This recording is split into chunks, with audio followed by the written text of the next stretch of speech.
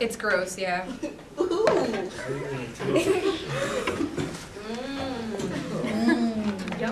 And you just want to knead it together until it sticks together and it doesn't keep sticking to the table or your hands.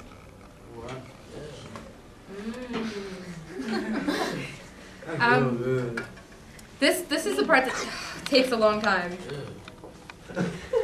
So yeah, it does tend to look gross, but it's fun.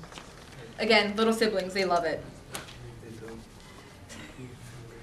Little kids love it. I've made it with the kids that I babysit, and they think it's the best thing ever, just to be able to punch and knead the dough. And it's great, like if you're angry, because it's fun. This is gonna take a while. You want to add a little. You want to keep adding flour so it's not too sticky. So you just keep kneading it until it stops being sticky, and you knead it again until it's a little sticky again.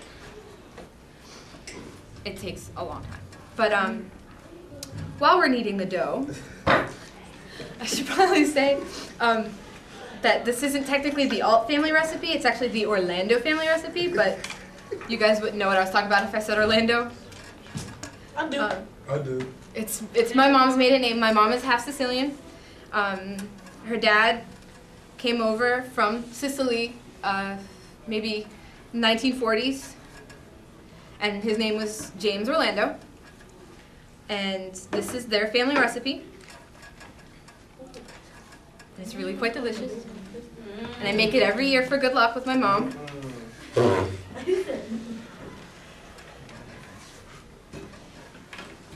Just add a little bit more flour.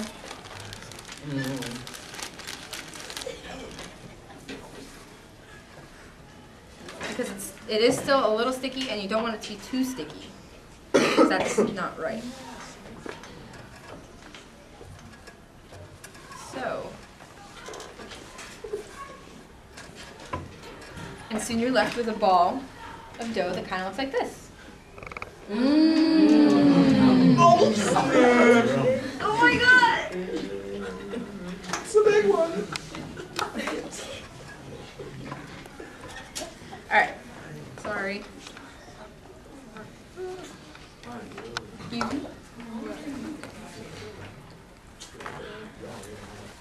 Okay. After your dough is all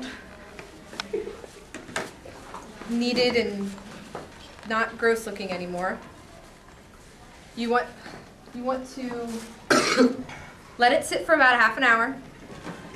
You can let it sit overnight. This is just to make sure it stays together. But you always want to make sure it sits for half an hour before you fry it. Since I'm not going to be frying today, we don't have to let it sit for half an hour. But to make the Struffoli itself, you just want to rip off a piece. Oops, still too sticky. And you roll it in between your hands to get any length of rope that you want.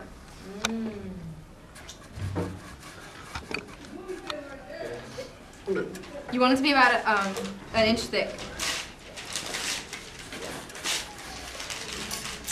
And again, it does look kind of gross. But when you're left with a rope that's the right thickness, kind of like this size, you want to cut it.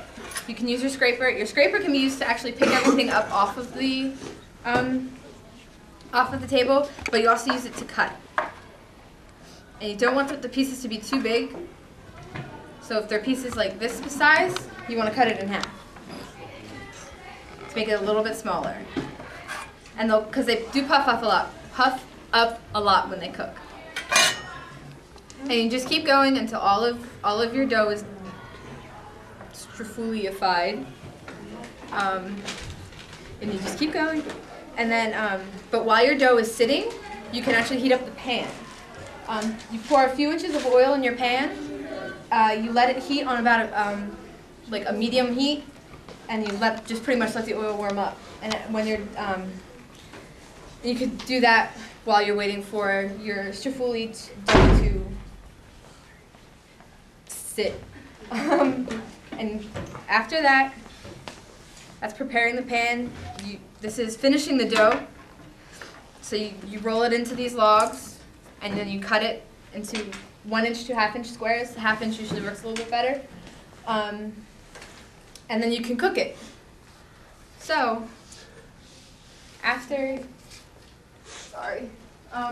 while you are cooking, you want to occasionally stir the struffoli to make sure they get evenly cooked on both sides. And so they're golden brown about. And they taste really good like that too. So after that's all done, when your struffoli is cooking, you take them out when they look like this.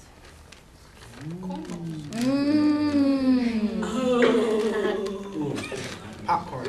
Yeah. They're not very big and they're golden brown. No. They're not big, but they are golden brown. And they are kind of crunchy. But that's what they look like when they're done, when they're all fried up and in the oil and everything. And that's after you let them sit down. That's after you let them sit on the paper towel or the newspaper. So after that, you don't want to put too many struffoli in the pan because you don't want it to crowd up. Like, you want to be able to move them around a little bit. And now for the finishing touches. This one actually has. You can put it into another bowl. These are the ones that I made yesterday. You put them into another bowl. You can warm up your honey. Usually after you fry them, because it's best to eat them the day they're fried. But you kind of let them sit in the honey for a little bit. But if they're already warm, then you don't have to warm up the honey. But this is again to taste, so you just squeeze honey all over it. And you let it cover everything. And when you have enough honey on there, however much honey you want, you can add, the honey is, it represents the sweetness in life, which is why you make these on Christmas and New Year's, because it brings you sweet life in the new year. But after that, you can add little candy sprinkles. Wow. It just makes them more festive. You really don't have to, but it just makes them look kind of more Christmassy and nice. So you just kind of sprinkle it over.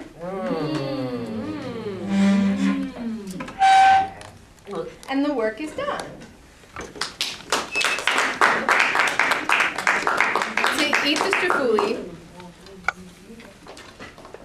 To eat the struffoli, you just kind of pick it up and eat it. There's nothing really that difficult. So that's how you make struffoli. So after you've finished gathering your ingredients, preparing the dough, preparing the pan, finishing the dough, frying the dough, adding honey and sprinkles, and eating, you'll be followed by good luck. So you can leave your horseshoes and lucky underwear at home. You won't need them anymore now that you are full of struffoli and the good luck they bring. And they'll probably smell a lot better too.